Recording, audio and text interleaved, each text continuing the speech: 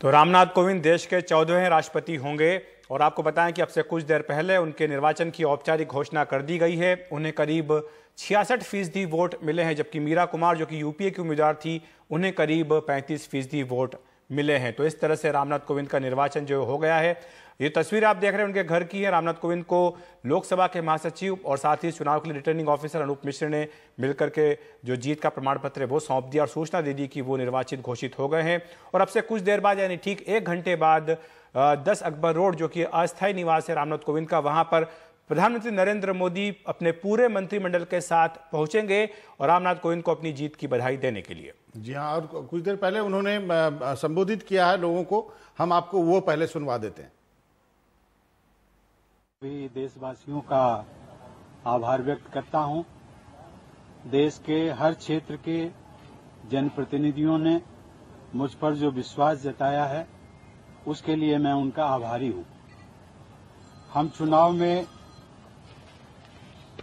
विपक्ष की उम्मीदवार रही श्रीमती मीरा कुमार जी को भी धन्यवाद के साथ ही अपनी शुभकामनाएं भी देता हूं। जिस पद का गौरव डॉक्टर राजेंद्र प्रसाद जी, डॉक्टर सर्वपल्ली राधाकृष्णन जी, एपीजे अब्दुल कलाम जी और प्रणब मुखर्जी जी जैसे महान विद्वानों ने बढ़ाया है, उस पद पर मेरा चयन मुझे बहुत बड़ी जिम्मेदारी का एहसास करा रहा है। व्यक्तिगत रूप से मेरे लिए ये बहुत ही भावुक क्षण है। आज दिल्ली में सुबह से बारिश हो रही है। बारिश का ये मौसम मुझे बचपन के उन दिनों की याद दिलाता है जब मैं अपने पैतृक गांव में रहा करता था। घर कच्चा था, मिट्टी की दीवारें थी। तेज बारिश के समय फूस की बनी छत पानी रोक नहीं पाती थी। हम सब भाई बहन कमरे की दीवार के किनारे खड़े होकर इंतजार करते थे कि बारिश कब समाप्त होगी।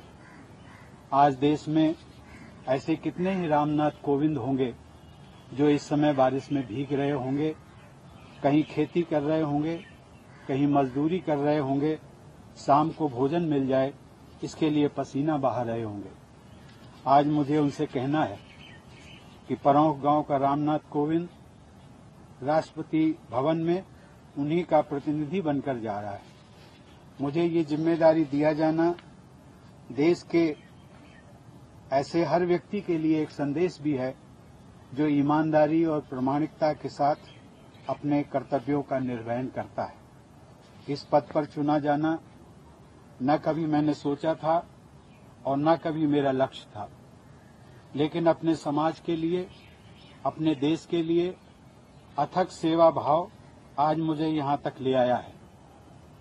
यही सेवा भाव हमारे देश की परंपरा भी है।